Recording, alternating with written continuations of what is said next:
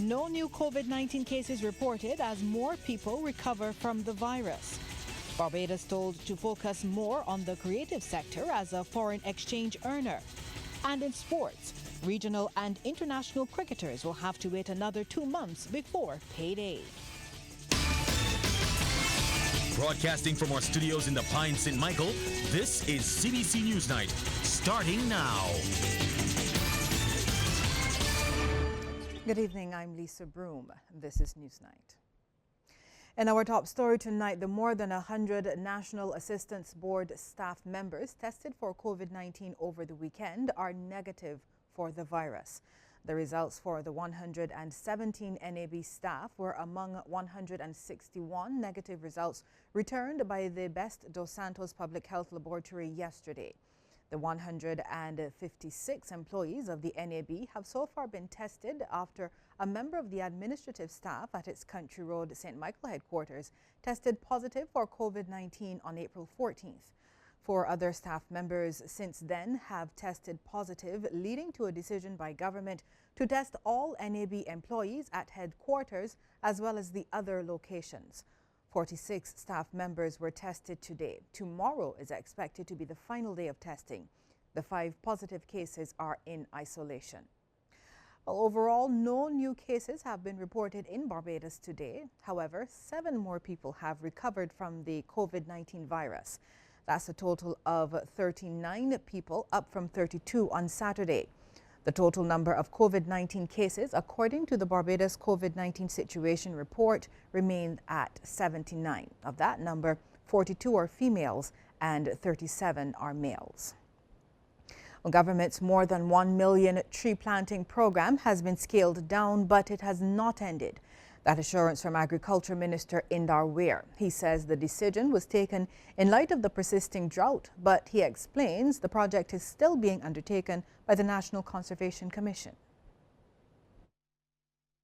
But it's by no means stopped, and that's the reason why you will see the NCC started a program where they're actually sending out trees to people within constituencies in Barbados. And these people in these communities will get things like fruit trees because we said we are planting with a purpose. And so we're not just planting a tree for the sake of planting a tree. And the varieties that we are going to have, a lot of those that will be planted now will include fruit trees that people can take care of from home because the drought condition doesn't lend itself to upscale planting at this point in time. Some Barbadians who have lost their jobs due to the COVID-19 pandemic could benefit from free food hampers valued at $150 each. It's due to a partnership between the COVID-19 Essentials Charity, the Rotary Club, and the Salvation Army. Head of the charity, Monique Archer, says the group has already started distributions and intends to increase the numbers in the coming days.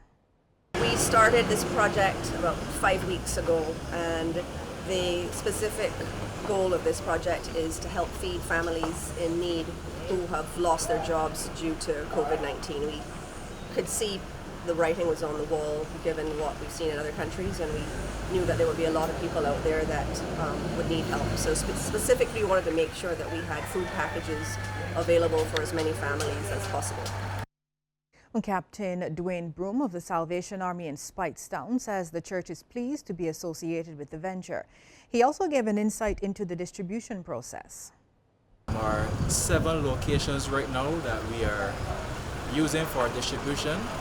From the north, Checker Hall, St. Lucie, right here, Speightstown, St. Peter.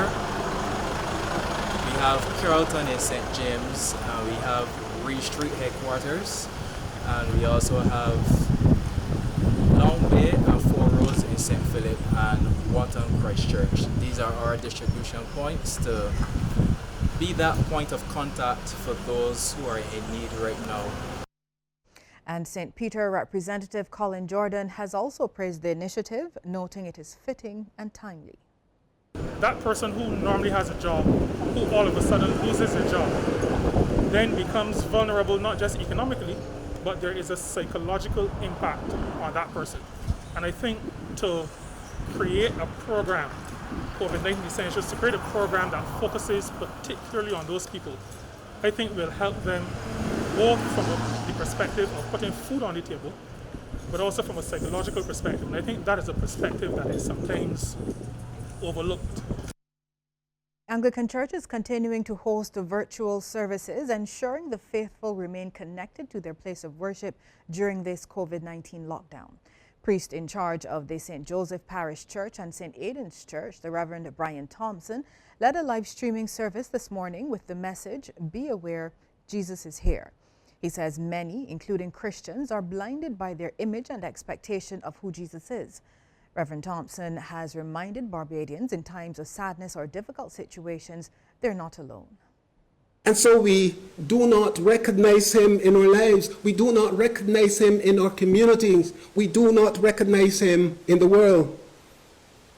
And this is due sometimes to our business.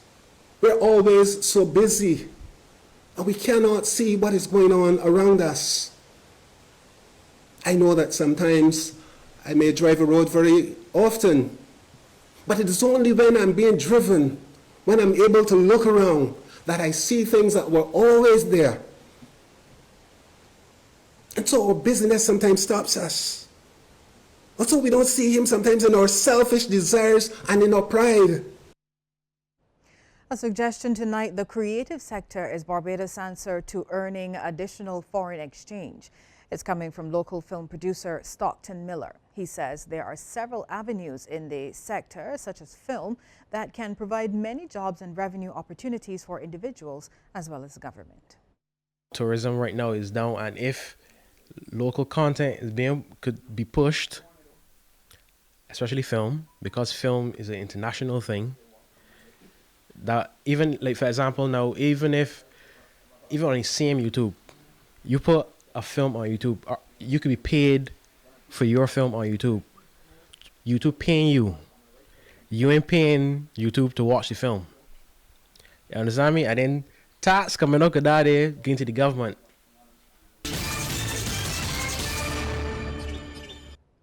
A St. George man is dead after a shooting incident in the city. 20-year-old Jeremiah Jamila Granham, a resident of Woodland, was reportedly involved in a dispute with a number of men. According to lawmen, he was reportedly chased by two individuals in masks and was shot during the pursuit. Witnesses say he fell on a roadway at 5th Avenue, New Orleans. And police say he died at the scene. Anyone who can assist lawmen with their investigation is asked to contact Police Emergency at 211, the CID at 430-7189, or the Central Police Station at 430-7676. Trinidad and Tobago says its relationship with Barbados remains strong amid concerns expressed by Bridgetown over recent remarks made by Minister of National Security Stuart Young. Prime Minister Dr. Keith Rowley insists there is no fallout between the two CARICOM states. The government of Trinidad and Tobago, meanwhile, has taken the decision to extend the stay-at-home measures to May 10th. Dr. Rowley has made it clear Trinidad and Tobago's health interest is paramount at this time, and he's also assuring students of the University of the West Indies they have his government's support. Zimbabwe has had to extend its nationwide lockdown because of a rise in coronavirus cases, but the restrictions have come at a cost, raising concerns that a food crisis affecting half the population will get worse.